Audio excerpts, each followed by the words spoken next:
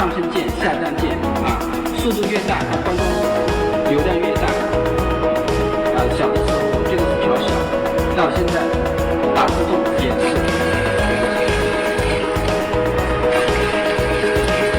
停掉，手动有脚踏开关。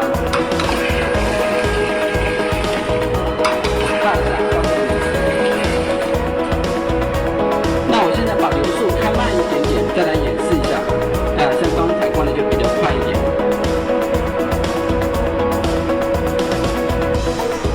现在来看一下灌装的情况下，流量明显要更强。那我这个机器有一个就是说灌装设定键，按住它，伸开，当你所需要的灌装量再按一次，停掉。这就是你所需要设定的灌装量是这么多。你之后再来灌装的话，每一次也是刚才设定的这个值这么多。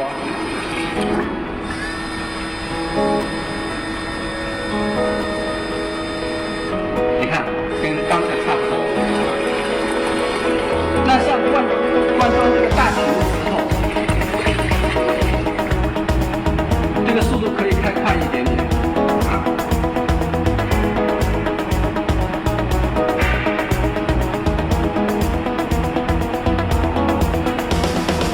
这个是最快速度。按灌装时间的话，设定是先按设置键，再右移，按照光标这边有闪的话，表示现在可以按增加来调整它灌装所需要的时间。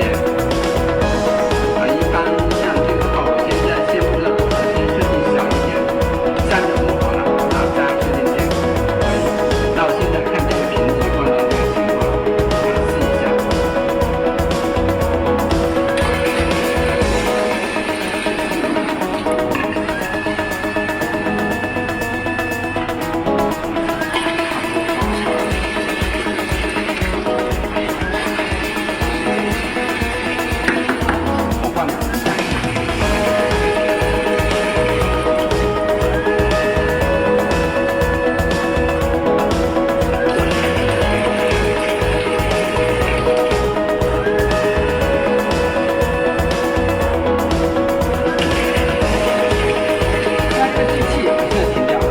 也可以灌装像这么小，灌装量这10毫升的瓶子。那现在可以把这个